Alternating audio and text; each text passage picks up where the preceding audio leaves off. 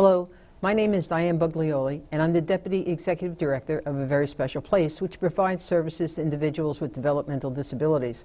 But today I'm here as the co-chairperson of the Willowbrook Property Planning Committee. And that committee is a standing committee of the Staten Island Developmental Disabilities Council, which is the primary advocacy group here on Staten Island for people with developmental disabilities.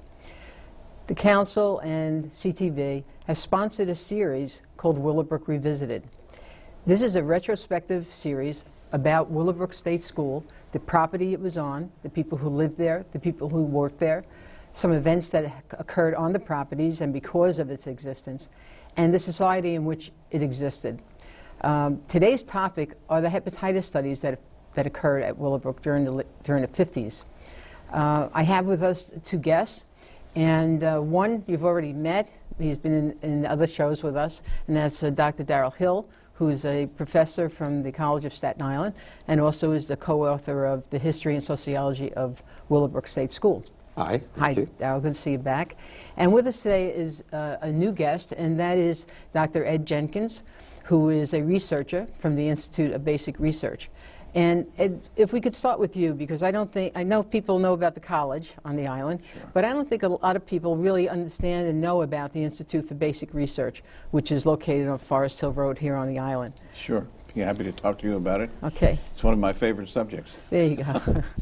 At any rate, we began working here in the campus at the Institute, which is on Forest Hill Road, and that was in about 1967. Something like that, where we began to hire new scientists and fill the rooms that were there for laboratories. And so we studied developmental disabilities from the point of view of preventing it, if that was possible, or curing it, or diagnosing it. So the prevention, cure, and diagnosis of developmental disabilities. We have multidisciplinary groups at the Institute, and they study developmental disabilities and mental retardation in an interdisciplinary way. What's the difference? Am I playing with words? No. You can have multi-disciplines all working on different things and not driving the point home and accomplishing as much as possible by bringing these different disciplines to bear on one study. One example of the studies that have gone on by people from the Institute was the first director of our Institute, Dr. George Jervis. Mm-hmm. And I should tell you again that if I talk too much, just raise your hand and I'll bring it to a halt. But what he did, beginning his work on phenylketonuria research at Letchworth Village, which is very much like what Willowbrook used to be, and it was very much like. It's no longer in that capacity either. And he figured out the genetics, the biochemistry, and the other aspects of phenylketonuria at the time. He wasn't the only one, but he was the only one that discovered the genetics and even got into fostering the treatment of PKU, such that such children, babies, if they're treated early enough, the symptoms are either ameliorated or eliminated. And that was a wonderful accomplishment. And he has been our model for many, many years. And of course, he's in the other world now, so I would be happy to have him talk to you today. At any rate, we have several other directors, and the current one is Dr. Ted Brown, who's working on Down syndrome and many of the aspects that involve developmental disabilities. And one of his main topics has been Fragile X syndrome. It's the most common genetic disorder in developmental disabilities. And you'll say, well, what about Down syndrome? Well, that's a genetic disorder, but it's not quite the same kind of genetics that we are talking about here. That involves a whole extra chromosome most of the time.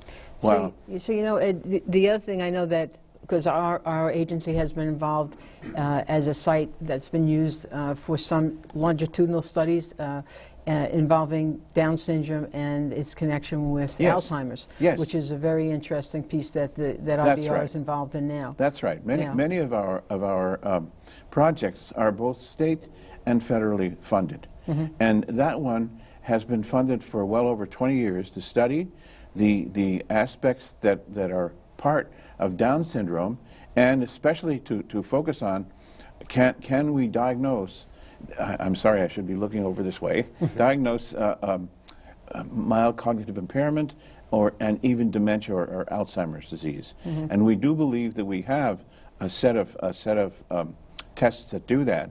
And to get a plug-in for yours truly, I've been studying chromosomes all of my professional life, and the most recent is to study the ends of the chromosomes called telomeres. We think that we can pick out people who are either going to get mild cognitive impairment or have it, and thus call it a biomarker of Alzheimer's disease. And we can also do that for those who already have dementia. Okay. So, as I said, the grant has gone on for 20 years, and the program project part of it is ending in May.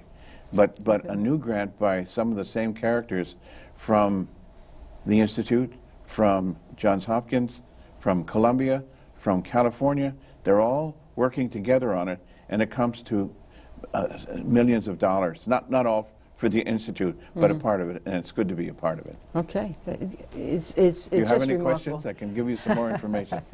Well, I want the research is so interesting, and I know that there are standards that are used now for reviewing research projects before they're initiated. Yes. And so let's go back to when such things were not in place, and let's talk about those hepatitis studies and reflect on that a bit right now. Right. Well, at Willowbrook State School and other state hospitals and other state institutions across the country at the time, even in the 1950s and 40s, the populations were being used for medical research. And there's, as you can tell from Ed's description, Willowbrook particularly was attractive to researchers from all over the world to come and do research on disability, on cognitive impairment. And they had this theory that maybe cognitive and physical disability was caused by viruses or some sort of contagious agent.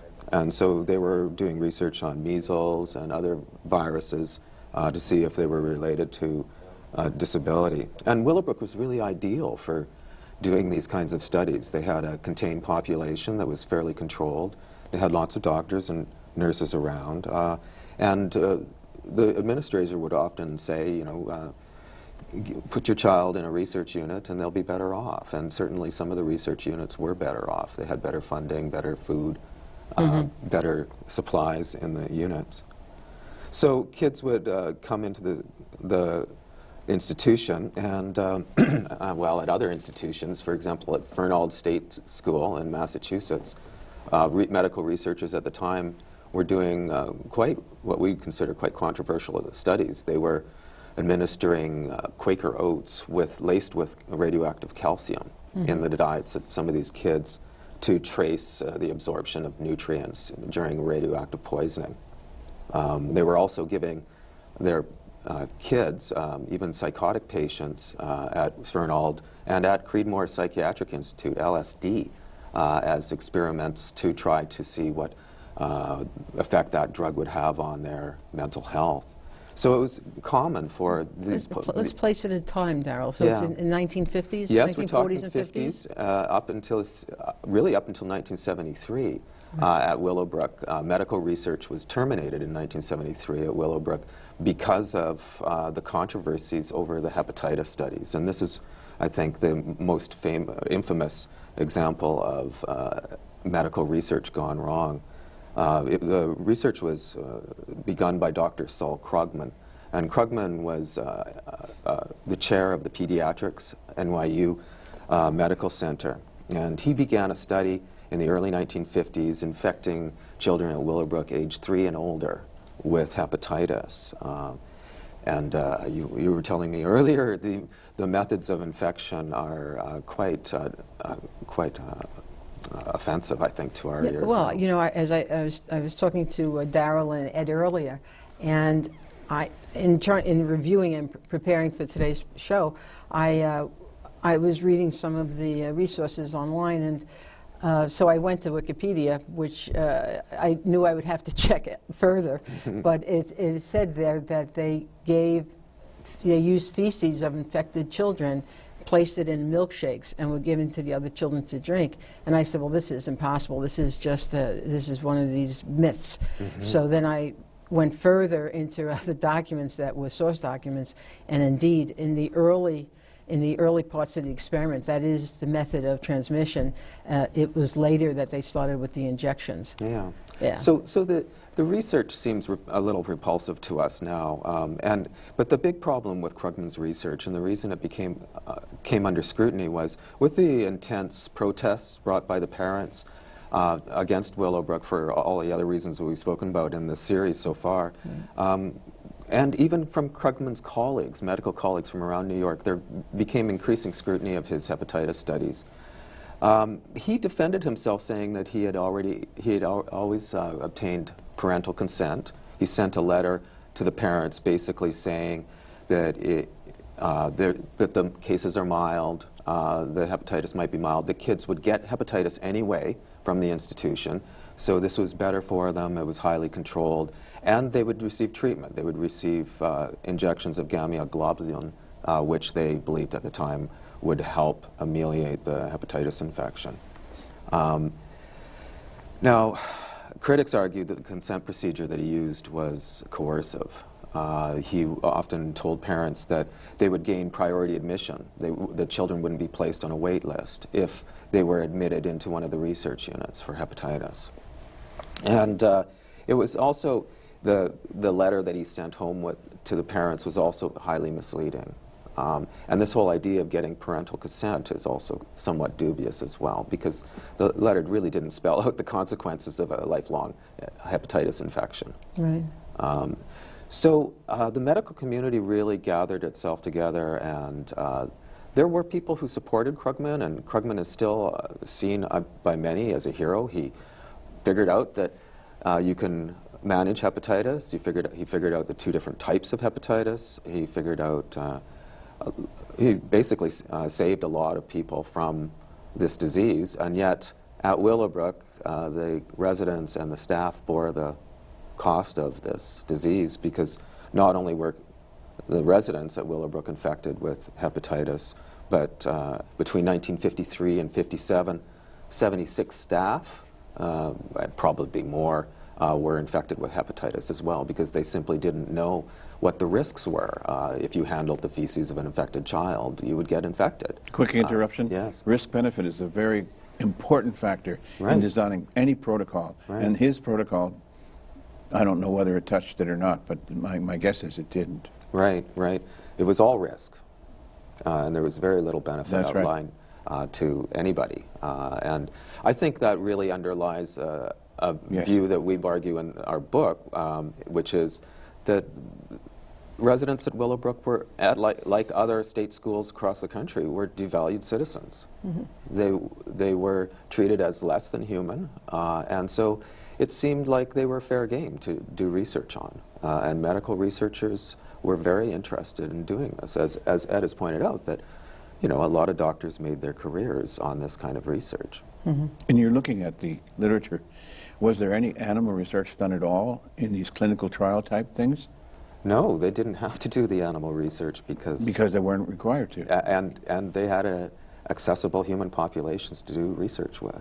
Of course, now the situation is totally different. Well, it wasn't acceptable to everybody then either, but we know that it was done. True. In the controversy about Krugman's research about the hepatitis studies, there were people who supported him and still do. You can go to the New York University website right now, and their website on Krugman lauds him as a hero. There's really no mention of the critical reaction. Of course. Yeah, in one of the reviews that I read by two researchers, they also were downplaying the toxicity of his project, and they said, well, the Willowbrook was a mild strain of hepatitis that they were giving the children there, and they said that there were no deaths that occurred from the hepatitis from 1953 to 1957. And in one of the previous shows, we talked about the very, very high morbidity rate at Willowbrook. Right. And one has to wonder, and it's suspect to me that some of the deaths that occurred may have been registered as from another cause rather than hepatitis.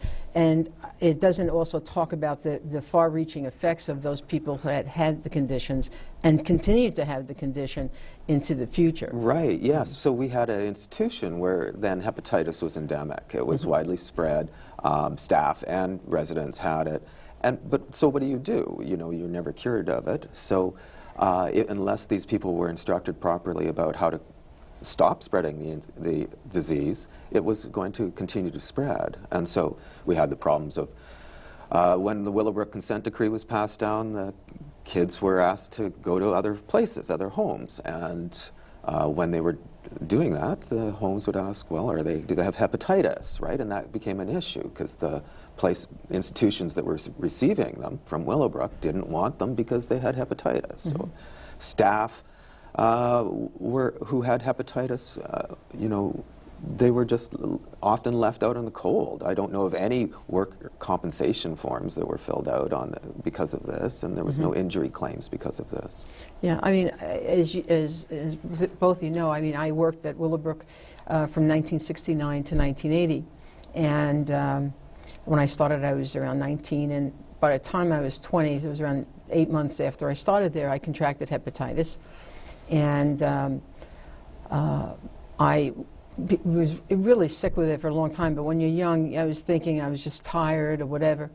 And it continued for a while until I went into the employees' infirmary, and they admitted me there because they used to have an inpatient employees' infirmary in Building 2 years ago. And I was there for around 5 days, and I was getting much worse, and they were taking around six to seven blood tests a day on me. To the point that when my friends came and took me out, they kind of abducted me away from the employees' infirmary, and took me to a doctor who then put me right into the hospital from his office, and they diagnosed hepatitis B within the first 48 hours after I guess they had taken the test. And at the job, they put me on disability, not on workers' compensation. And when I came back, and of course now I'm a 20-year-old, and when I had to go through the employees' infirmary to come back onto the job to get medical clearance, the paper said I had gastrointestinal disorder, and I said no, I had hepatitis. I had been at Doctor's Hospital. You know, here's my paperwork. And at that time they said, well, if you want to come back in, you need to sign this. I was 20, I signed it. I wanted my job back. My friends were there. I had a commitment to the people I was working with. So I signed it and went back. But over the years, I've had difficulties because of it.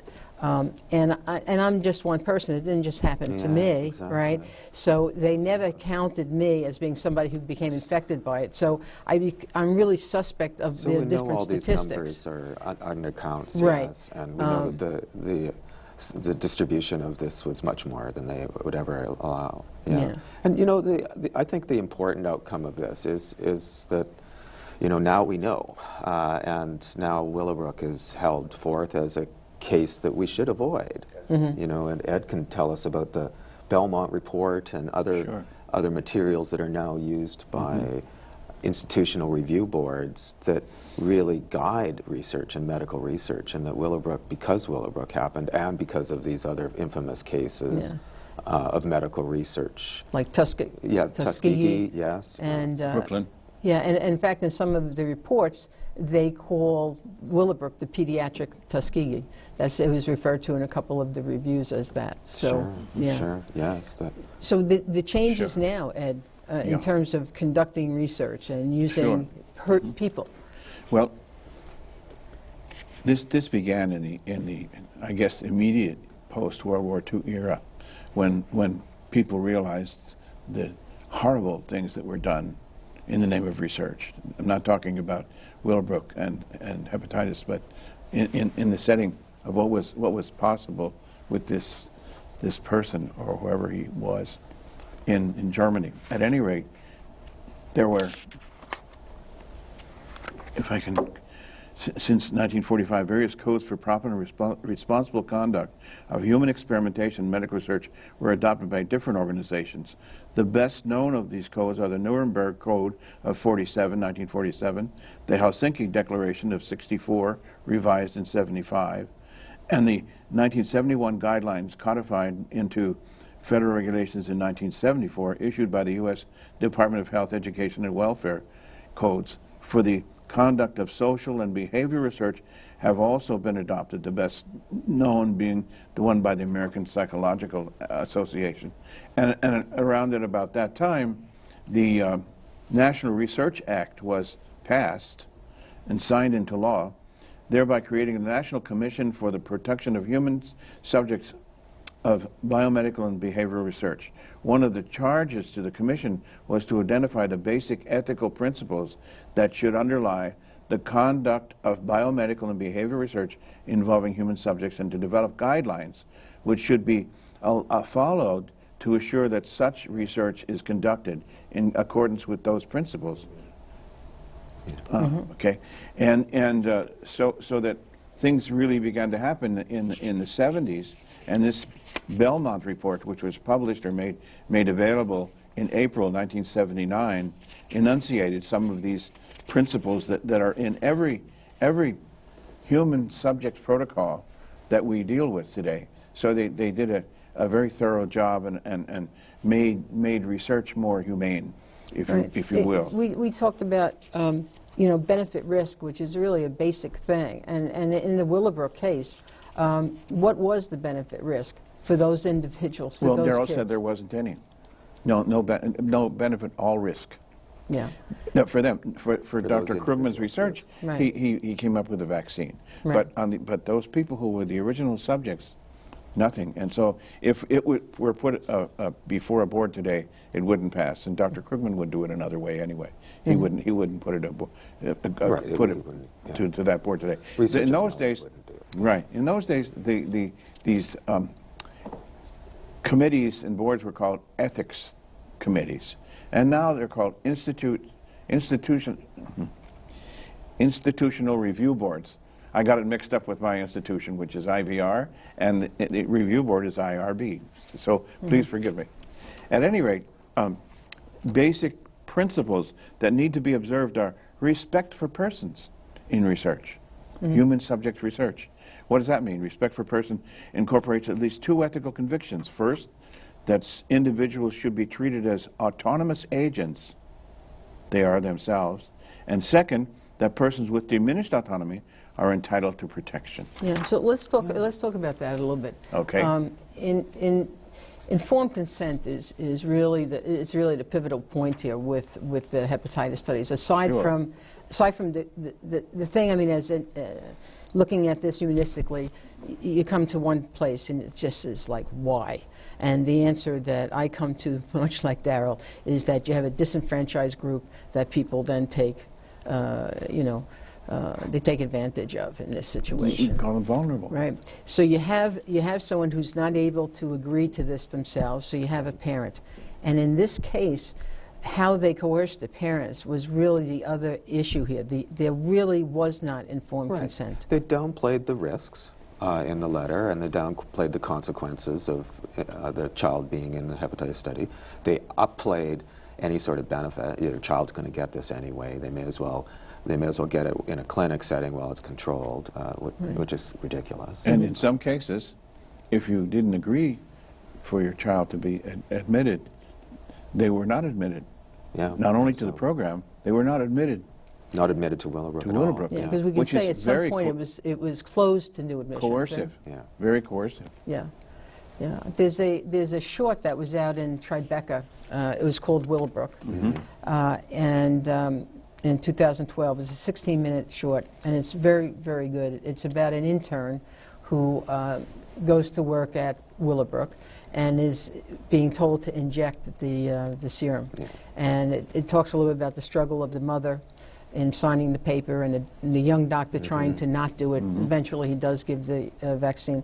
But it also has, it gives the virus rather, but it also gives, from the perspective of this kid who has multiple handicaps and doesn't really speak, but in the short, it tells you what's going on in his head, or could possibly be going on in his head, which is this human being who's having this done to himself, and getting sick from it, and going through all of being ill with this condition.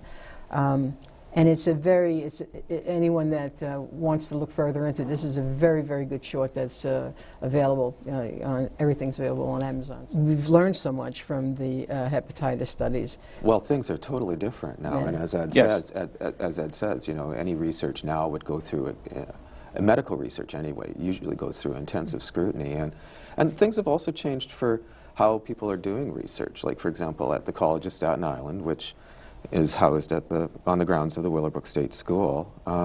One of the things that I find interesting is that people who might have been residents at Willowbrook, either from mild autism or physical disability, are now students at the college helping researchers design research projects on people who have disabilities. And that's a totally different perspective. In using that kind of research approach, no one's going to design a hepatitis study. Absolutely. Right? They're going to do research that's important and valuable to them, meaningful to them, and then the researchers are not ever going to get accused of doing unethical research. Furthermore, the informed consent has specific elements that need to be enunciated in every application. And if they're not, they go back to the investigator to be revised. So, as Darryl said, things are much different now. I was talking about the basic ethical principles, one being the respect for persons. Another one is beneficence. Persons are treated in an ethical manner, not only by respecting their decisions, and protecting them from harm, but also by making efforts to secure their well-being. That's so important, and that wasn't provided in the past. So now it is. And finally, the third ethical principle in the Belmont report is justice. Who ought to receive the benefits of research and bear its burdens? This is a question of justice in the sense of fairness in distribution. So informed consent is a process. I sent that to you a couple of weeks ago, and you saw it anyway. And it depends on not only the person going through the process, but understanding it. Do you know what you're agreeing to? And if the researcher is convinced of that, then they go on to ask for a documentation that, yes, I did hear this, I do understand it, and I want to participate. They sign it. It's a consent, a written consent. So there we are. What is the research that you're dealing with right now? I'd be happy to tell you that, but may I also mention this toward protecting participants' privacy. And it's so important there because today every research project that involves molecular studies involves DNA. And if someone's DNA is in a database, then it's literally available to anyone who has any reason to need to compare it to their research results. So that's one of our main problems in ethics and institution review boards today. How is that going to be protected? And that will be, I hope it will be solved, but I don't know how. You mean it maintains the anonymity of the anonymity of the individual? That's right. That's right. Now, what are we doing right now? Would take. I'd be happy to tell you what I'm doing, but would take quite a while, maybe to schedule the director and some of his associates to tell you all about Institute's research. It's really a fascinating look. It's a fascinating look in terms of all of the different facets that are involved in this study, the impact that it had on the people who live there, people who work there, and in society. I mean, we see this over and over again with many of the things that happened at Willowbrook, which is why it's important for us to talk about it and for us not to repeat it. So I thank both of you for being here today. Look forward to some shows in the future when we will be talking with some of the people who live there at Willowbrook, some people who work there as well. And so this story will continue on